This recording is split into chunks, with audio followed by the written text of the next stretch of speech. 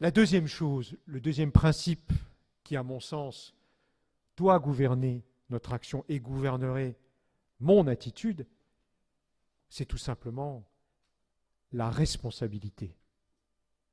La responsabilité, quand on vit dans une société, un groupe d'hommes, et personne ne vit seul.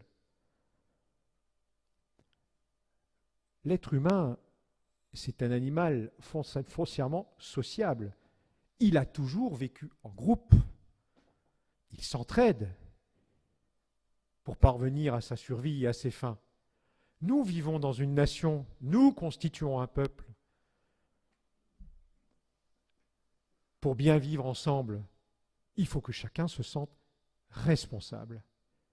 Cela ne veut pas dire qu'on ne peut pas considérer à l'un moment ou à un autre et comprendre la fatalité et les malheurs de la vie qui peuvent s'abattre sur l'un ou l'autre. Gardons-nous de juger les gens. Par contre, la responsabilité, cela veut dire qu'on a le droit de regarder les actes de quelqu'un. On a le droit de regarder ce qu'il fait pour les autres. On a le droit de regarder ce qu'il apporte aux autres. Et on a le devoir, en contrepartie, de l'aider. On a le devoir de s'entraider. La responsabilité, c'est je t'aide, nous t'aidons, tu donnes, nous donnons.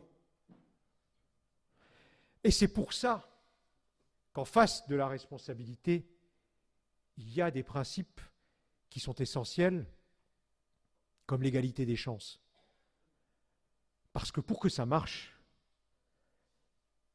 il faut que chacun, à partir du moment où il se bat, où il participe à la vie collective, ait une chance et ne soit pas oublié des autres. La responsabilité, c'est le contraire de l'égoïsme et c'est le contraire du laisser-aller. Mais c'est une valeur positive. Comment faisons-nous avec nos enfants? Et nous faisons des erreurs.